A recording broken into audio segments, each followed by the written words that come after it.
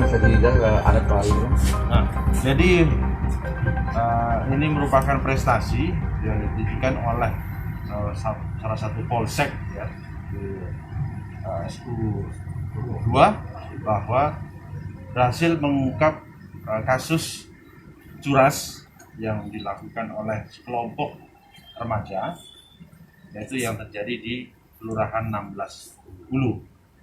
Nah, pada saat itu kejadiannya kelompok anak-anak ini melakukan penghadangan terhadap sekelompok masyarakat dan kemudian melukai masyarakat, melukai korban. Kemudian juga mengambil sepeda motor. Dan kemudian bisa kita ungkap waktu kurang lebih 5 hari bisa kita ungkap tersangkanya ada 4. Kemudian seluruhnya ini anak-anak di bawah umur.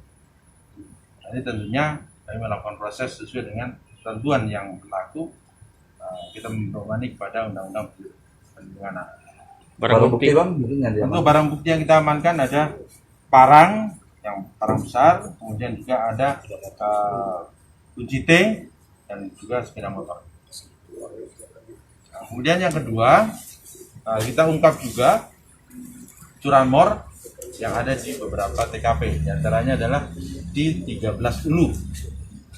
Nah, kita ungkap curanmor dengan tersangka ada 3 orang melakukan pencurian sepeda motor, di mana sepeda motor diparkir di salah satu tempat di luar rumah, kemudian dilakukan dengan menggunakan kunci T, dirusak kuncinya, kemudian dibawa sepeda motornya.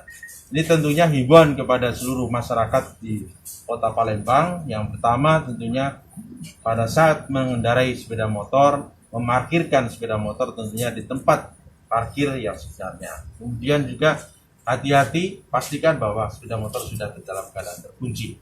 Kemudian juga kami menghimbau kepada masyarakat Kota Palembang dalam melaksanakan ibadah puasa, tetap akan kita jamin keamanannya, kita jamin kenyamanannya dalam melaksanakan ibadah puasa.